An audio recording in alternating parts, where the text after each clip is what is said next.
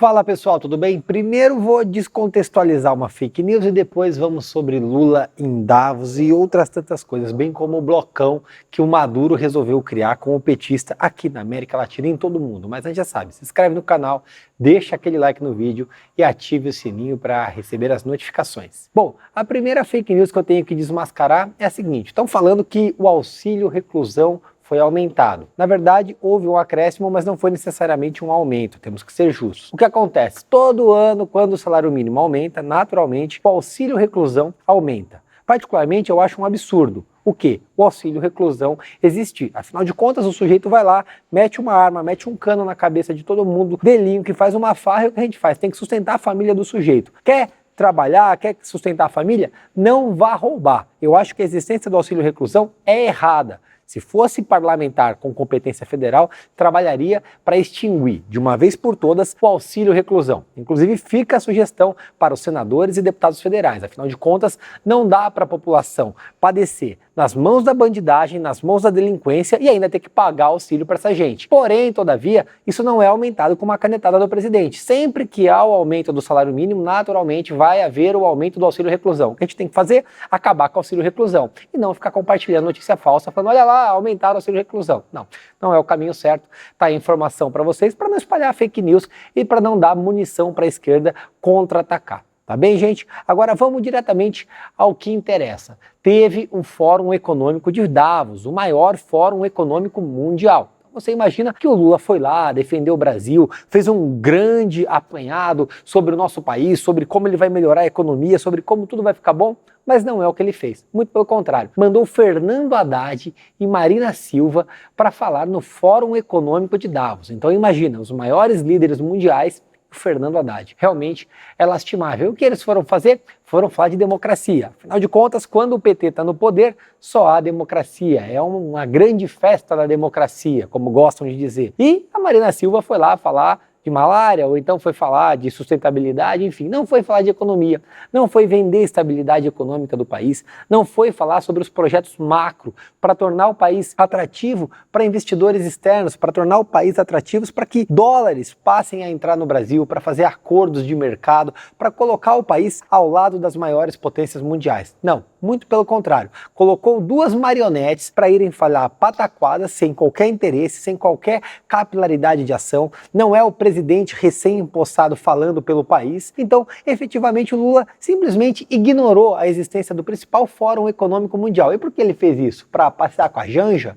Não, pior. Ele começou a acenar para Nicolás Maduro. Ele não compareceu a Davos, mas vai comparecer a uma reunião com o Nicolás Maduro, que inclusive estava falando da criação de um grande bloco entre a América do Sul, o Caribe e economias mundiais. Dá uma olhadinha no que o Nicolás Maduro falou. Lo hablaba con el presidente Lula da Silva por teléfono el otro día. Lo hablaba personalmente con el presidente Gustavo Petro. Lo hablaba con el presidente de Argentina, Alberto Fernández. Está llegando una hora nueva, una hora especial para juntar los esfuerzos y los caminos de los pueblos de América Latina y del Caribe, para avanzar en la conformación de un poderoso bloque de fuerzas políticas, de un poderoso bloque de poder económico que le hable al mundo, que invite al mundo también a la integración, que invite al mundo a la construcción de nuevos polos de poderes, de esa comunidad de destino compartido que habla nuestro hermano mayor, el presidente Xi Jinping, la humanidad como una comunidad de destino compartido, o de ese mundo pluripolar, multicéntrico que habla nuestro hermano mayor, el presidente Vladimir Putin.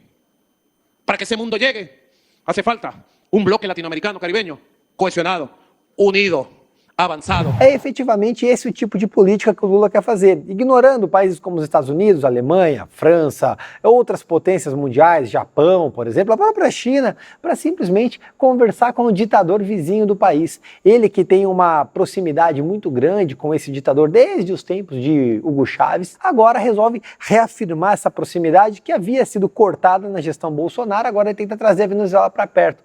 E qual que é a vantagem de estar perto da Venezuela? Um país cuja moeda não vale uma sardinha, um país que não há estabilidade econômica, um país que não é uma democracia, um país que é rechaçado mundialmente e que agora quer capitanear. O que é pior, a Venezuela está capitaneando o bloco e o Lula quer levar o Brasil a reboque dessa barca naufragada. Efetivamente é uma situação caótica e calamitosa. Sinceramente, o Brasil, que tem uma moeda até relativamente valorizada perto dos seus vizinhos como Argentina e Venezuela, vai carregar nas costas dessa gente? É lastimável. E essas ditaduras estão de olho, além da nossa moeda, é claro, no seu dinheiro, do seu FGTS, que vai para pagar obras nesses países via BNDES. Esse é o retrato da gestão petista. E no meio disso tudo, Luiz Inácio Lula da Silva resolveu criar um projeto ambicioso de comunicação. O Instituto Lula, que já foi investigado na Lava Jato, que servia ali aparentemente para uma lavagem de dinheiro, enfim, está arrecadando recursos para quê? Para formar uma militância petista. Ou seja, eles vão doutrinar militantes para atacar nas redes sociais, para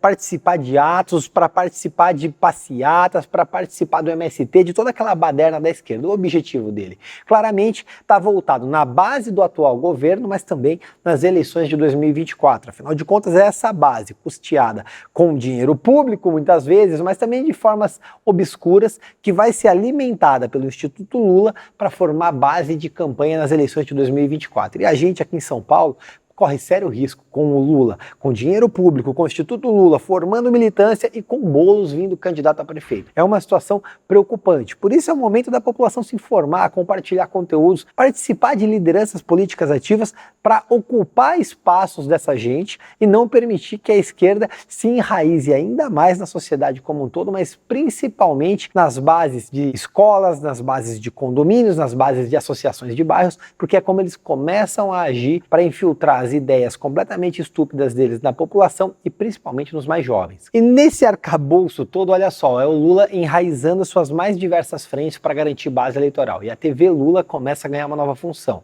Tudo por base da EBC, que não foi privatizada a tempo e que agora funciona como matriz de divulgação. Inclusive tiveram um diretor substituído porque chamou as pessoas que invadiram o Congresso de manifestantes ao invés de golpistas e então o Lula ficou chateado e demitiu a galera responsável pela TV. E agora ele colocou sob nova direção, isso por força do ministro da Comunicação, que passa a atuar através da TV Lula, começa a firmar parcerias ao longo do mundo, querendo ampliar sua capilaridade e principalmente fortalecer a base de apoio do Lula, inclusive controlando o que é verdade, o que eles chamam de combater fake news, na verdade. É o Ministério da Verdade de George Orwell, constituído na TV Lula, para controlar o que é a verdade, o que você vai receber a título de informação e principalmente controlar as informações da imprensa. Começa aí a ditadura da comunicação petista ao melhor estilo de governo ditatorial, controlando a informação. Me parece muito a TV estatal da Coreia do Norte. E falando em ditadura e falando em esquerda raivosa, olha só, o novo objetivo da esquerda, ou melhor, a nova empresa odiada pela esquerda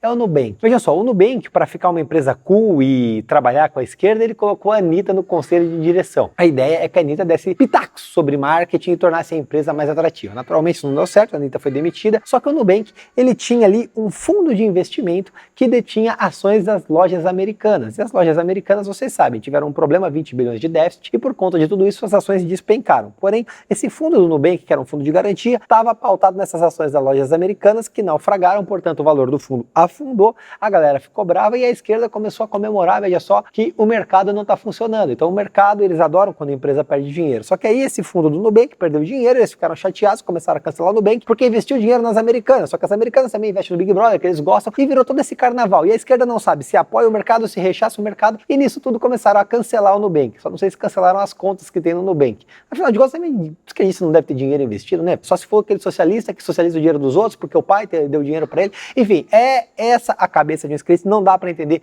efetivamente como eles funcionam. Eu fiz toda essa piada para você entender, mas a grande realidade é que há um ódio da esquerda muito grande para frente do mercado. Se há mercado financeiro, eles não gostam. Então, a primeira ideia deles é que é muito interessante como uma empresa começa a perder dinheiro. Eles esquecem, por exemplo, que uma empresa do tamanho das lojas americanas emprega milhares de pessoas, gira um capital muito grande que alimenta milhares de famílias e que isso é muito importante. E as pessoas que investem dinheiro no mercado financeiro financeiro permitem que essas empresas continuem existindo no mercado de capital e gerando emprego. Afinal de contas, se não há uma mega empresa do tamanho das lojas americanas, naturalmente não haverá milhares de postos de trabalho e haverá fome. E por sua vez, o Nubank investe para garantir os seus fundos de investimento em ações que são sólidas. Portanto, se as empresas, ou melhor, se a Americanas desvaloriza, naturalmente o fundo de investimento do Nubank também se torna desinteressante e a perda de recursos das pessoas que investiram. Isso não é interessante. Essa instabilidade do mercado financeiro não é adequada. Essa instabilidade, essa oscilação que ocorre numa empresa não é boa e não dá para comemorar isso. Se uma pessoa